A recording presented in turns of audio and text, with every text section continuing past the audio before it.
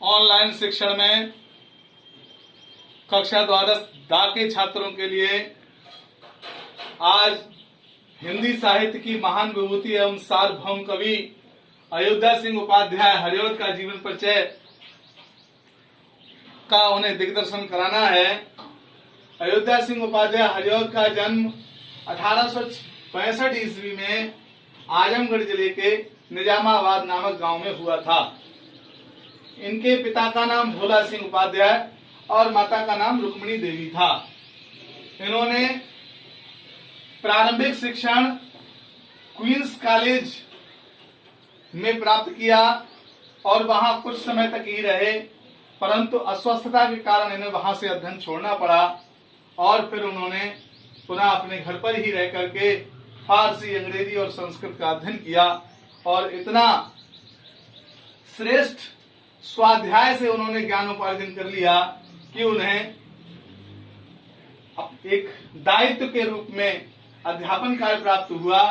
निजामाबाद के तहसीली स्कूल में इन्होंने अध्यापन कार्य किया और कुछ वर्षों तक वहां अध्यापन कार्य करने के उपरांत उन्हें कानून गो के पद पर सेवा करने का अवसर प्राप्त हुआ और उन्होंने 20 वर्ष तक ये सेवा की। कानून गो के पद से अवकाश प्राप्त होने के बाद उन्होंने काशी हिंदू विश्वविद्यालय में अवैतनिक रूप से कार्य किया, जो कि उनके जीवन में एक श्रेष्ठ यशोपार्जन का कारण बना। इनका जीवन बड़ा ही सरल, विचार उदार और लक्ष्य इनका बहुत महान था। सन 1947 ईस्वी में अपार यशोपार्जन करके इस नश्वर देह का त्याग इन्होंने कर दिया। साहित्यिक सेवाएं कुछ इस प्रकार से रही, जैसा कि नाटक लिखा है प्रद्युम्न विजय और रुक्मिणी परिणय, उपन्यास है प्रेम कांता जो कि इनका प्रथम उपन्यास है। प्रारंभिक जो लिखने का प्रारंभ कार्य किया था वो ठेठ हिंदी का ठाठ और अरगला फूल के रूप में किया था।